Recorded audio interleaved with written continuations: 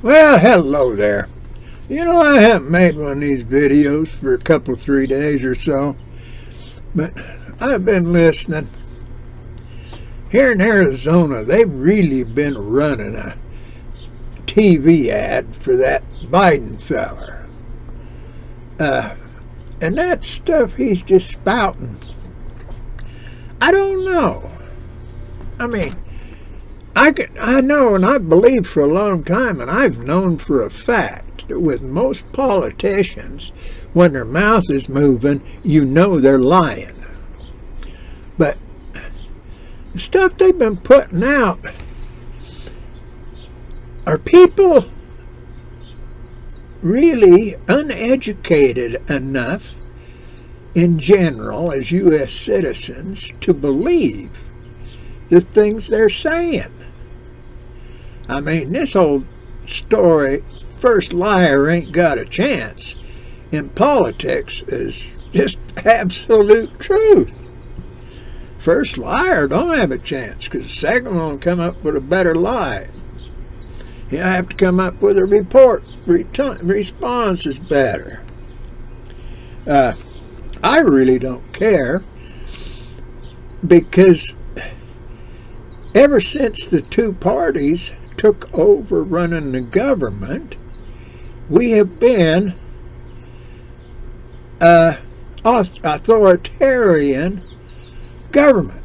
The Constitution really don't mean nothing, because it's not a Republican form of government where the people are represented by elected representatives in the government to see to their rights, protect their rights, and that kind of stuff.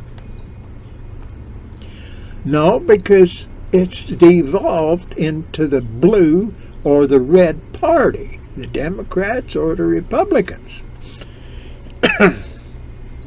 Now, that's not right, because if there's a group of 200 people that live around a town somewhere in Wyoming, and they are different from everybody else in the whole United States, whole conglomeration of United States, their rights need to be protected.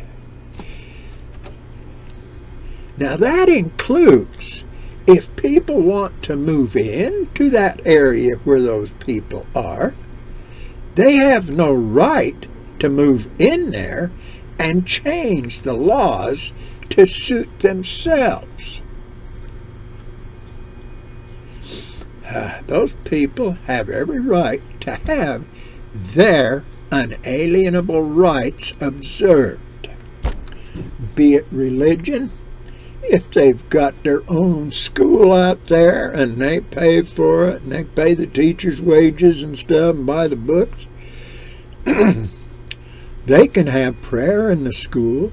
They can do anything they want in that school as long as it agrees with the social generalities of the whole group. 100% of the group. If you've got 5 people move in and send 12 new students to that school, and they don't like what's going on in that school, they got no business complaining. It's pick up and go back to where you came from. Don't insist on changing. And the government's got no right to say you have to change your ways for these new people that moved into your area. You got it? This is the United States of America. That little thing at the beginning of the Constitution for the United States of America, called the Preamble, says to do this, this, and this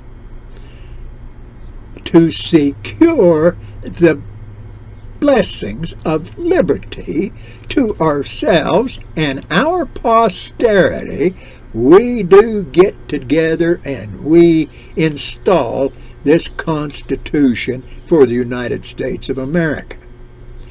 Now, those two parties, ever since John Adams' day, if you check in that Article 1, Section 8, the United States government, that federal back there, that Fed, does not own anything. It has a section of land that was donated by, I think, 3 states to be the seat of government for the Union of the United States.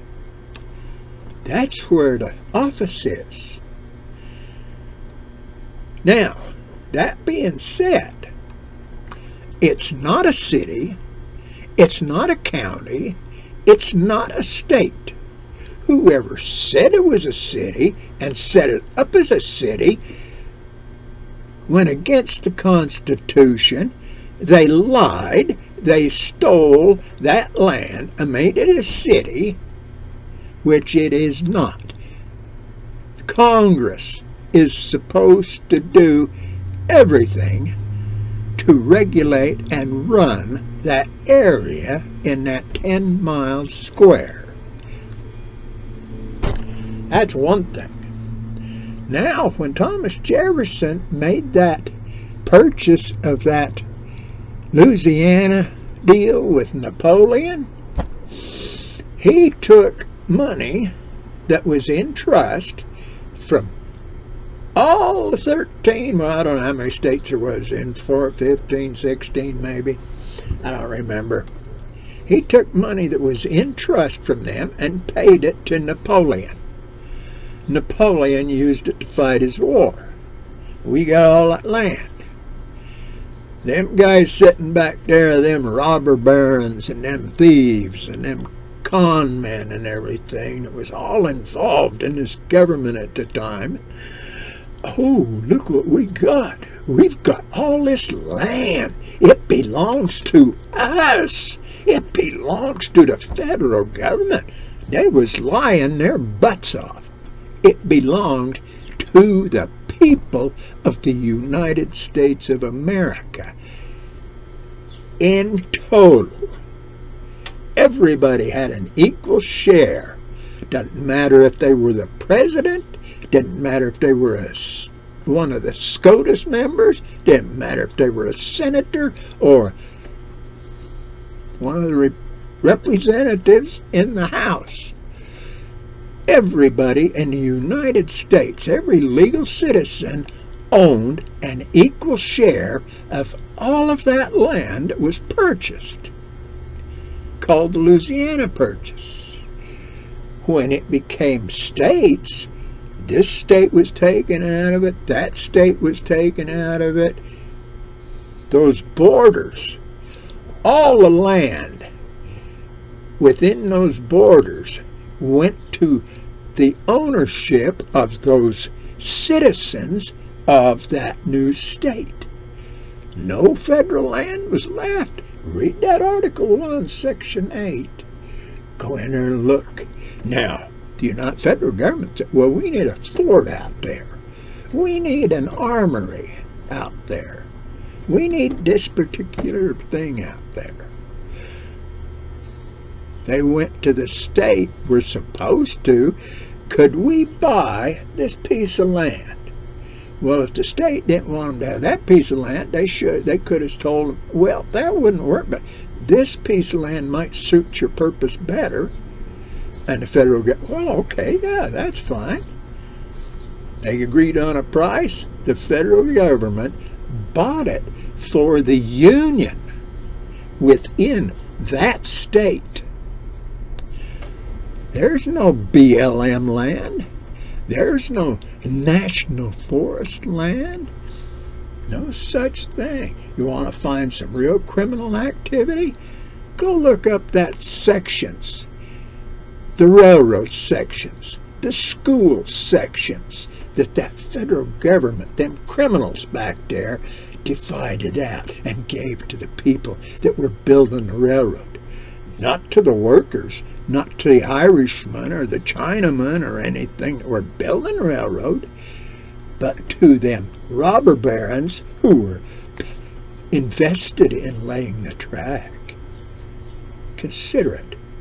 Go think. Go read. Go study. Think about it and learn something. It's time we kicked the criminals to the curb and took over our own country and got back to minding our own business. Think about it. Have a good day, and may God bless you all.